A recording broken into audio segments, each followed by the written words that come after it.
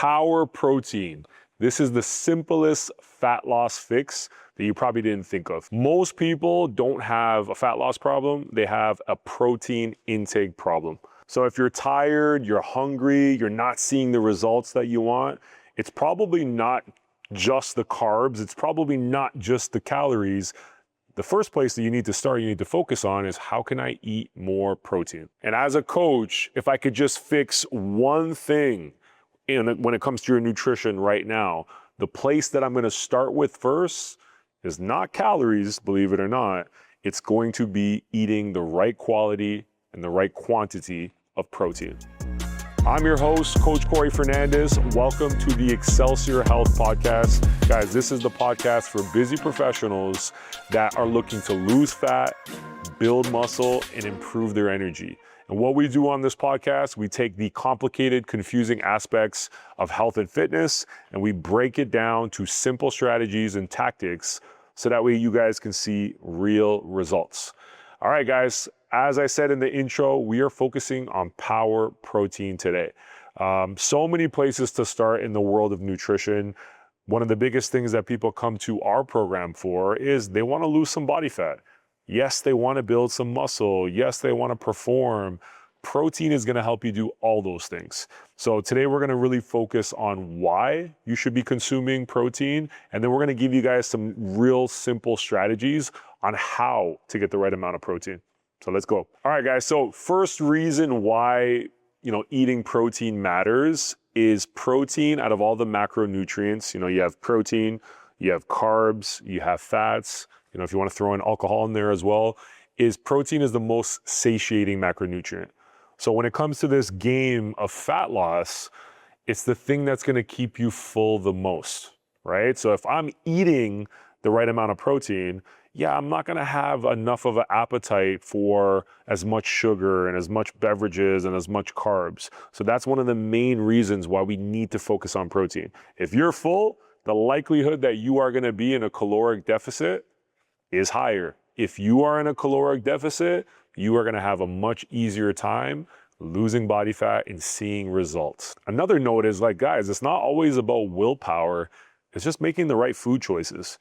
So we can snack and sometimes we're just sitting there and we want to eat some food, but I'm going to give you the privilege, the thumbs up that, man, if you're sitting there and it's late at night and you shouldn't be, go snack on protein options, right? So there's never a wrong time to eat eggs, to have steak, to have chicken, to have beef. Protein bars and protein infused things can help too. But guys, eat protein.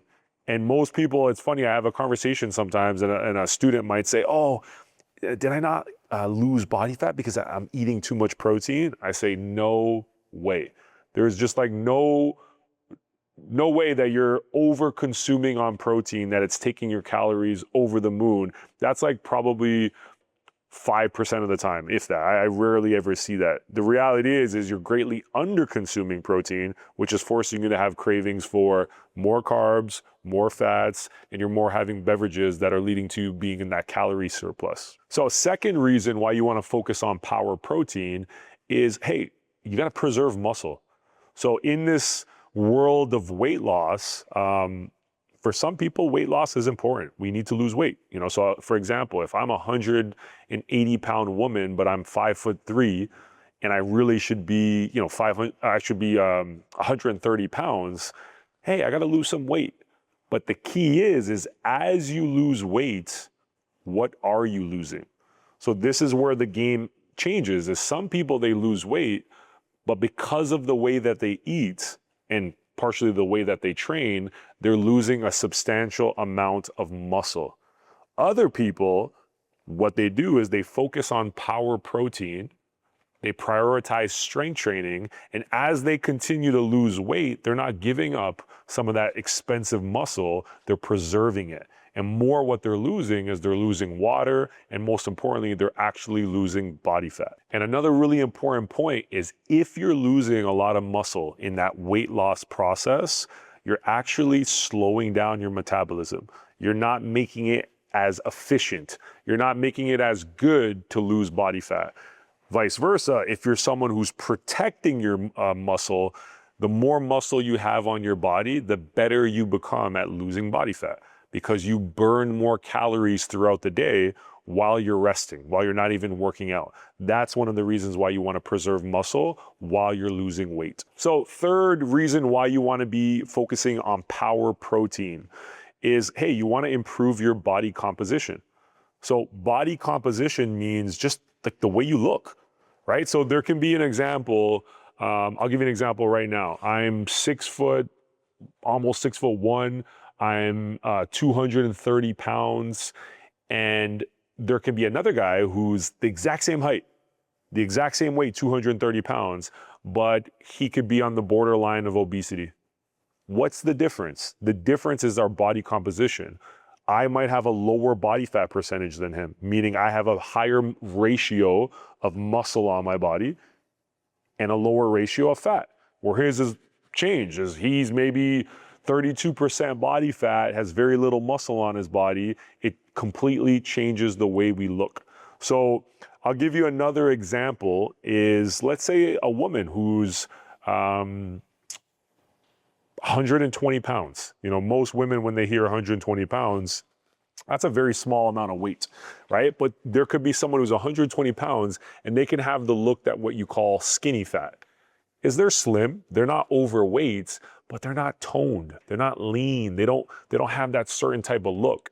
And the difference between that one woman who's 120 pounds, let's just say 5'1", and the other one who's 5'1", 120 pounds, it's two things. Is that person is getting a sufficient amount of protein, plus they probably do resistance training. So the one that's skinny fat, maybe her protein intake on a daily basis is like 30 to 50 grams. But the other one is having that consistent 100 to 120 grams. She's also focused on progressive overload, which means while she's working out, her focus isn't just sweating and just doing random things. It's getting stronger and having good technique in key, foundational exercises in strength training. So key takeaway, guys, is higher protein is going to lead to a much leaner, more toned, much muscular physique. And you can look at two people who both are around the same weight. They both maybe lost 15 pounds, but one person looks way more healthier, way more fitter. And usually the case is they're prioritizing their protein. All right, fourth reason why you want to focus on power protein is when you're consuming protein, you are going to increase the ability to burn calories through digestion. So this fancy phrase is called the thermic effect of food. So how does that work is if I'm choosing to, let's just say, have 100 calories of protein, and let's say I'm having a chicken breast, as I'm eating that chicken breast, as I'm eating that protein, 20 to 30% of those calories are being burnt off right away as I'm eating that food. So it's a more efficient way of losing calories compared to if I'm using carbs. When I'm eating those carbs, 5 to 10% of those calories get burned through digestion. And when I compare it to dietary fat, it's anywhere from 0 to 3%. So just getting more protein on the plate is gonna make it such an easier process for you to lose body fat, for you to burn body fat. All right, so now that you have a little bit of a deeper understanding of, hey, why you need to focus on power protein, now what I wanna do is give you some simple strategies on how you can actually implement this. How can you ensure that you're getting the right amount of protein? So step and strategy number one that we're gonna focus on is anchor every meal with protein, all right? So what does that mean? Don't start your meals with high starchy carbs. Instead, start the meal with the protein being the focus. So if we're gonna start with protein focus, a couple examples that I have here is, guys, let's have the eggs before the toast, right? Let's have the chicken before the rice. Let's have the Greek yogurt before the fruit. That's what we mean by anchoring your meals with protein first. And in other words, protein, isn't your add-on. It's not like, oh, it's nice to have protein.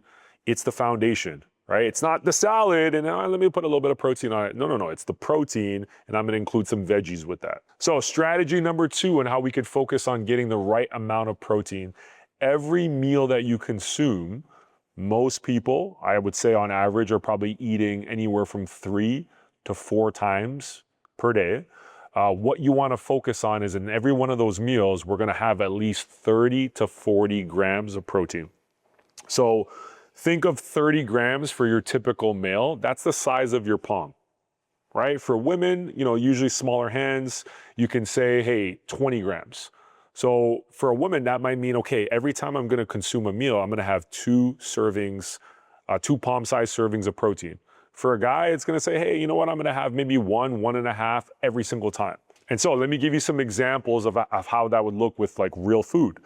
So that could be 4 to 5 eggs, right? That might equal that 30 to 40 grams of protein. That could be a palm of chicken breast, maybe a palm and a half. That could be Greek yogurt, right? Like a cup of Greek yogurt, but also taking a scoop of protein and mixing it together to get to those 40 grams. And that could also be a good serving size of steak, fish, turkey. These are all simple food choices that will get you in that ballpark of 30 to 40 grams. If your meal is not having that 30 to 40 grams of protein, you're not really having a meal. You're not really having what we would say is a healthy warrior meal. You're maybe just having a snack. And snacking is not going to be the best way to stay in a calorie deficit, which will help you lose fat. And it's not going to be the best way for you to build muscle and create some consistent habits. All right, so strategy number 3 is make protein convenient. All right, so we want to make it less of a chore, not something that we got to think about so much. It's got to be accessible. It's got to be quick. So how do we do that? Easy wins for getting your protein. One of my favorites, protein shakes. Some people don't like them, but guys, like, you don't have to love it, but you can love the results. You can love the way your body looks, the way your body feels. So having a favorite protein powder that it doesn't mean that you love it, but you're okay with it. You can tolerate it, right? Having that in the cupboard where you can literally take 1 to 2 scoops every day, for most people, that can help you get 25 to 50 grams of protein. That makes life a lot easier where you could just be drinking down that protein. So a protein shake is a go-to, right? Pre-cooked meats. So having a day in the week where it's already arranged for you and you don't have to think about it, that saves a lot of time. Because I would say that's probably the hardest part of hitting your protein is the cooking of the protein. So it's like if you're gonna cook chicken, cook a good amount of chicken, right? If you're gonna cook salmon, cook a good amount of it so it's there and prepped. Myself, I like to use meal prep, so I have a lot of options where I'm literally just warming it up and I have my protein ready to go. A Greek yogurt cups. This has become a game changer in our family where from Costco, I don't even know where we go to get groceries, to be honest, but we typically have these Greek yogurt cups that hit about 20 grams of protein. So it's like when I don't really want a big meal and I kind of don't want to have 500 calories coming into my system, having these Greek yogurt cups helps me get to my protein total in a very quick and convenient way. When I have maybe a little bit of time to eat something, boom, it does the job. Also, probably my least favorite, but it's still an option, is protein bars. Sometimes protein bars are not the greatest. They can get a bad rap, but I'd rather you satisfy a sweet tooth. I'd rather you have a protein bar than stopping at a gas station and just getting a chocolate bar. Most cases in protein bars, you're probably gonna get anywhere from like 15, on the low end, maybe 10, but ideally 15 to 20 grams from a protein bar. And most of the time it's gonna be around 250 calories, some even upwards to 300 calories, but they're getting better at getting closer to the 200 calorie per bar, not price point, but point between the ratio of protein and calories. So again, if you make it convenient, most likely you're gonna make it consistent. So strategy number 4 is front load your day. So there's so many studies that have been cited, and if you listen to any nutrition podcast, one of the big things that they always say is you got to start your morning with high protein versus high carbs. Most of the time, we're conditioned to be like, hey, let's have a bagel and butter, let's have toast, let's have pancakes and French. Like, it's just literally boom, this big shock of sugar in the morning. Instead, you want to focus on protein. So by starting your day with a good 30 to 40 to 50 grams of protein, you're putting up such an advantage that you're actually going to get to your daily total. And it's just going to give you the opportunity to see the results that you're looking for. So I guess key phrase to take from that, guys, is if we win the morning battle of getting our protein, most likely we're going to win the day. Strategy number 5 is have a default or go-to system. I think you're seeing a trend is like the less complexity, the better. And one of the quotes that I always cite is complexity is the enemy of execution. If you're confused and you're overwhelmed, most likely you're not going to do it. So plan ahead. It's what is your system? Is it when you wake up in the morning, one of the most convenient things to do for you because you don't have a lot of time is to have a cup of Greek yogurt and a protein shake and a piece of fruit. That is your morning system. Congratulations, have that consistently. And now you're doing a really good job of getting 50 grams of protein to start your day. Maybe for someone else, your go-to system is you know how to make that very quick and convenient 3-egg omelet, right? Maybe at dinner, it's a very simpler formula for you. It's I'm always gonna have my mixed green salad. I'm gonna have 2 portions of protein, and I'm gonna have 1 cup of starch. Right? Maybe it's lunchtime, it's always having a big green salad and some sort of protein that goes along with it, right? Whatever it is, it's you have to figure out what is that go-to system and stick to it. Boring is what gets us results. And when it comes to nutrition, sometimes we need to hear that, guys, having the same structured meals or the same types of meals 80% of the time, it's okay. And that's probably what a lot of people don't realize is we're always looking for like the alternative option, the cool cheat meal. Is figure out those 2 to 3 boring meals that you actually love and you enjoy, that they help you get to your protein totals, they're quality foods. That is one of the biggest changes that helps people sustain great results. Now, one of the most important things is you got to know what the target is each day. And that's going to differ for each person. A good rule of thumb to go by is 0.8 to 1 gram of your desired body weight. So for example, let's say you're a woman who's 160 pounds, but to be in a much healthier, happier place, you should probably be around 130 pounds. All you got to do is take that 130, which is your desired body weight, and essentially you're going to multiply that by 0.8 to 1. So off the top of my head, that 0.8, that might be 100 grams of protein. So if someone's hitting that consistently, they're doing a fantastic job. But on the higher end, that woman could eat up to 130 grams of protein. So that allows her to have another serving of protein if she chooses. So I always think having a range is a really good thing. And then another simple thing is most women, if you're under 150 pounds, if you have 100 to 120 grams of protein, you're doing a pretty good job. If you're a woman who's over 150 pounds and that's your ideal body weight, probably consuming 130 to 150 grams of protein is going to be a good place that you focus on. For guys, I would say anywhere from 150 to probably 180 is good for guys that are under 200 pounds. And for the guys that are over 200 pounds, anywhere from 170 to 200 grams of protein is a really good rule of thumb. And it's not about perfection. If one day you don't hit your protein total, it doesn't mean everything's gonna fall apart. It's about consistency, guys. So think 80% of the time, can I be hitting my protein totals? Can I be strength training 3 to 4 days a week? You are gonna see your body, your health, your lifestyle start to transform as a result of it. So guys, to end off this episode, what I want you guys to realize is protein isn't just about fat loss, even though I think it's such an important part of it. Protein is about strength. It's about building muscle. It's about better energy. It's about longevity. It's all these factors that if we start to focus on our protein consumption, now it opens up the doors for transformation. If you want to look better, if you want to feel better, if you want to perform better, let's not complicate and start to do a bunch of things when it comes to our nutrition at once.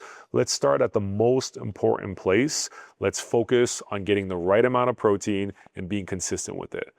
I'm Coach Cory, signing out. I hope you guys enjoyed this episode. Share this to another busy professional who's looking to transform their health. And if you're someone who needs support doing this in person in an encouraging and positive environment, then Training for Warriors Saga is going to be the place to help you. You can visit tfwsaga.com and you could do a trial for 2 weeks free to see if this is the right program for you. Coach Cory signing out. Beastin'.